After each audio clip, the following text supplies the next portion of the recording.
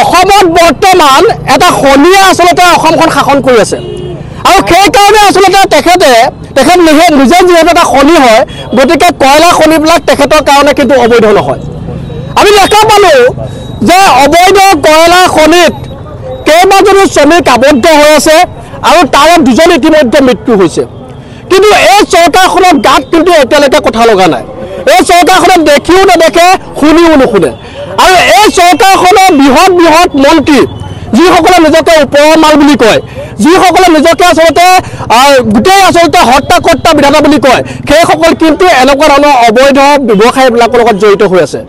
আমি দাবী জনাইছোঁ যে উমৰাংচুৰ আচলতে যি কয়লা খনি আছে, অবৈধ কয়লা খনি আছে, তাত মৃত্যুবৰণ কৰা যিসকল শ্ৰমিক, সেই শ্ৰমিকৰ পৰিয়ালক 50 লাখ টকাকৈ ক্ষতিপূৰণ দিব লাগিব। আমি দাবী জনাইছোঁ যে যিগৰাকীয়ে সেই তেজেৰে ফাকু খেলি শ্ৰমিকসকলৰ তেজেৰে ফাকু খেলি তেখেতে নিজৰ আচলতে মুনাফা বৃদ্ধি কৰিছে, যিসকলে তেজেৰে ফাকু খেলি নিজৰ আচলতে স্বাৰ্থ সিদ্ধি কৰিছে, সেইসকলক অনতি বিলম্বে তদন্ত আওতালৈ আনি তেওঁলোকক উচিত শাস্তি বিহাৰ ব্যৱস্থা গ্ৰহণ কৰিব লাগে আৰু আটাইতকৈ প্ৰথমতে কণিকা গালুচা নামৰ সেই মহিলাগৰাকীক আটক কৰিব লাগে।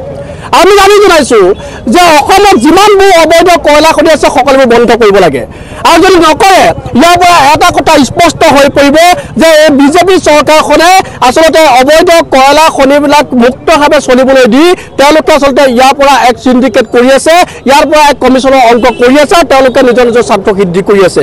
এটা কথা ক'বলৈ গ'লে এই বিজেপি চৰকাৰখন কমিশ্যন ৰাজত ব্যস্ত থকা এখন চৰকাৰ, এই বিজেপি চৰকাৰখন চিণ্ডিকেট ৰাজত ব্যস্ত থকা এখন চৰকাৰ আৰু সেইকাৰণে আজি আমি বিভিন্ন দল সংগঠনে শিৱসাগৰৰ পৰা এই হিমন্ত বিশ্ব শৰ্মাক খনি হিচাপে, অসমৰ খনি মন্ত্ৰী হিচাপে আমি আচলতে এটা ঘোষণা কৰিছোঁ।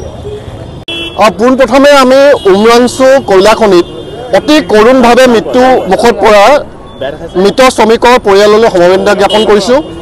আমি আপোনালোকৰ মাধ্যমৰ যোগেদি সুধিব বিচাৰিছোঁ এই অসম চৰকাৰৰ মুৰব্বী হিমন্ত বিশ্ব শৰ্মাক যে আপুনি কথাই কথাই যে দুৰ্নীতিমুক্ত কথা কয়, স্বচ্ছতাৰ কথা কয়, কিদৰে এই অবৈধ কয়লা খনিটো উমৰাংচুত চলি আছিল, এই প্ৰশ্নটো আপোনাক সুধিব বিচাৰিছোঁ। লগতে সুধিব বিচাৰিছোঁ যে আপোনালোকৰ চৰকাৰৰ কোনো মন্ত্ৰী এমূলা পোনপটীয়াকৈ এই কয়লা খনিৰ লগত জড়িত হৈ আছিল নেকি? যদি জড়িত হৈ থকা নাই, যদি আপোনালোক সঁচাকৈ দুৰ্নীতিমুক্ত এখন চৰকাৰ, আপোনালোকে যদি স্বচ্ছতাক বিশ্বাস কৰে, তেতিয়াহ'লে অতি শীঘ্ৰে ডিমা হাছাওৰ মুখ্য কাৰ্যবাহী সদস্যৰ পত্নী মৃত শ্ৰমিকৰ তেজৰ হাতৰ হাত ৰাঙলি কৰা কয়লা খনিৰ চিণ্ডিকেটৰ নায়িকা কণিকা গালুচক অতি শীঘ্ৰে আপোনালোকে গ্ৰেপ্তাৰ কৰক আৰু ইয়াৰ সমান্তৰালভাৱে মৃত পৰিয়ালক 50 লাখকৈ তেওঁলোকক ক্ষতিপূৰণ দিয়া আমি দাবী জনাইছোঁ। আৰু লগতে সমগ্ৰ অসমত যে আপোনালোকৰ বিজেপি নেতা পালি নেতাৰ যে পোনপটীয়াকৈ কয়লা চিণ্ডিকেটৰ লগত জড়িত হৈ আছে তেওঁলোককো আপোনালোকে গ্ৰেপ্তাৰ কৰক। আৰু আজি আমি জাতীয় সংগঠনকেইটাই আপোনালোকৰ বিজেপি চৰকাৰখনক হিমন্ত বিশ্বক এটা উপদেশ দিব বিচাৰিছোঁ যে আপুনি বাৰে বাৰে প্ৰতি মাহে আপোনালোকে ধাৰ ল'বলৈ আৰম্ভ কৰিছে। আমি উপদেশ দিছোঁ যে এই ধাৰ লোৱাটো আপোনালোকে বন্ধ হৈ যাব পাৰে। যদি উত্তৰ কাছাৰ, ডিমা হাছাওকে আদি কৰি গোটেই অসমৰ যিমান চিণ্ডিকেটৰ লগত জড়িত নায়কক আপোনালোকে গ্ৰেপ্তাৰ কৰে, তেওঁলোকৰ সম্পত্তিবিলাক যদি বজাপ্ত কৰে, দুৰ্নীতিবান বিষয়া, কৰ্মচাৰী, লগতে অবৈধ ব্যৱসায়ীসকলৰ যদি সম্পত্তিবিলাক আপোনালোকে দখল কৰে, তেতিয়াহ'লে আপুনি দেখিব যে হাজাৰ হাজাৰ কোটি টকা ৰাজকোষত জমা হৈ গৈছে। গতিকে ধাৰ লোৱাৰ পৰিৱৰ্তে চিণ্ডিকেটৰ লগত জড়িত ব্যক্তিসকলক গ্ৰেপ্তাৰ কৰিব লাগে আৰু তেওঁলোকৰ সম্পত্তি দখল কৰি ৰাজভঁৰালটো চহকী কৰিবলৈ আমি আপোনাক আজি এটা উপদেশ দিছোঁ। ধন্যবাদ।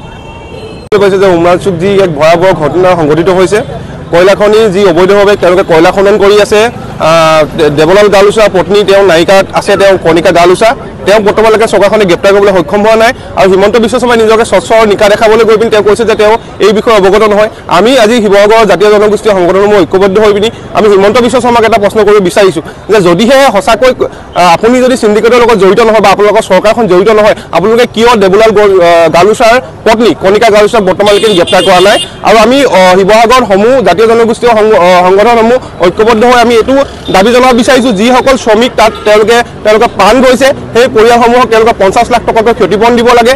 আৰু আমি হিমন্ত বিশ্ব শৰ্মাক এই পবিত্ৰ শিৱসাগৰৰ ঐতিহাসিক শিৱসাগৰৰ পৰাই তেওঁক দাবী জনাব বিচাৰিছোঁ যে অনাগত দিনত এনেধৰণৰ যিবোৰ অবৈধ কয়লা খনি আছে এইবোৰ শীঘ্ৰে বন্ধ কৰিব লাগে।